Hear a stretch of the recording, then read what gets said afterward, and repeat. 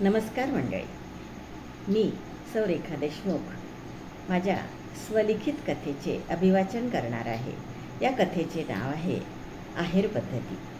ऐका एका लग्नातल्या आहेराची कहाणी. सध्या लग्नासराईचे दिवस सुरू आहे. मलाही एका लग्नाला जायचे होते.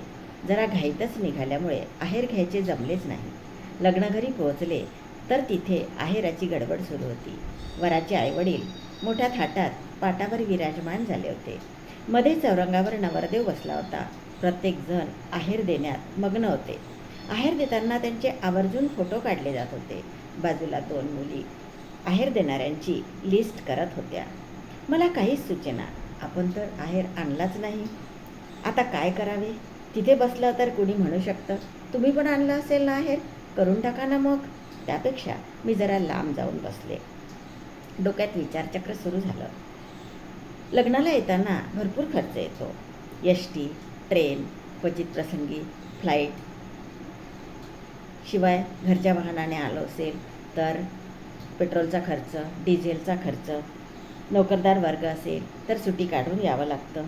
याला काहीच अर्थ नाही का? पण या गोष्टी कोणी विचारातच घेत नाहीत. पूर्वी वाहनांच्या अभावी किंवा आजच्यासारख्या तशा सोयी नसल्यामुळे 2-2, 3-3 दिवस आधीच वऱ्हाडी मंडळी लग्नघरी जमायचे. तेव्हा गिफ्ट किंवा पैशाचे पाकीट देण्याची प्रथा नव्हती, म्हणून आहेर केला जायचा. आणि तेही अगदी जवळच्या नात्यातील मंडळीच आहेर करायचे. नंतर नमस्काराच्या वेळी नवरी नवरदेवाच्या हातात एखादी चांदीची वस्तू किंवा 50-100 रुपयाची नोट ठेवली जायची.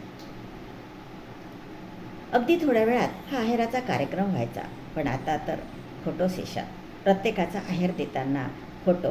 अशा वेळी कोणी आहेर आणला नसेल तर त्याला लाजल्यासारखं होतं. बरं, नवरदेवाला का मध्ये बसवलं जातं हाही एक प्रश्नच. म्हणजे इकडे आईवडील, नवरदेवाचे आईवडील आहेर स्वीकारत असतात आणि नवरदेव आळीपाळीने दोघांकडेही बघत असतो. मग कुणीतरी कानात कुजबुजतं, नवरदेवासाठी पाकिट आणलं असेल ना तुम्ही, देऊन टाका ना मग आताच. अरे, ही काय जबरदस्ती. तसं पाहिलं तर आहेर, गिफ्ट ही प्रेमपूर्वक द्यायची भेट असते. पण आता त्याचे स्वरूप बदलून गेले आहे. वधूवरांच्या आईवडिलांना लगीनघाई असते, तरी पण ते बिचारे वेळातला वेळ काढून पाटावर बसतात आणि आहेर स्वीकारतात. फोटोग्राफरच्या सांगण्यावरून हसरे चेहरे ठेवतात. मग थोड्या वेळात आहेराचा मोठा ढीग तयार होतो. मग ते सर्व आहेर कचरा उचलावा तसे उचलून एखाद्या मोठ्या पोत्यात किंवा मोठ्या पिशवीत कोंबले जातात. बऱ्याच वेळा जे लोक वेळेवर लग्नाला येतात ते सुद्धा हातात पिशव्या घेऊनच. मग नवरी नवरदेवाच्या आईवडिलांना अक्षरशः खेचून आणून त्यांच्या हातात त्या पिशव्या दिल्या जातात. खरंच कधीच होणार नाही का ही आहेर पद्धती बंद? आज सर्व मंडळी सुशिक्षित आहेत. प्रत्येकाने ठरवले की आहेर स्वीकारायचाच नाही तर कितीतरी वेळ वाचेल. किंवा लग्नपत्रिकेमध्ये टीप टाकू शकतो की आहेर पद्धती बंद. आणल्यास आहेर स्वीकारला जाणार नाही. तुमची उपस्थितीच हीच आमच्यासाठी अमूल्य भेट. किती निश्वास टाकतील लग्नाला येणारा प्रत्येकजण. बरं, हे आहेराचे कपडे क्वचित प्रसंगीच विकत आणलेले असतात.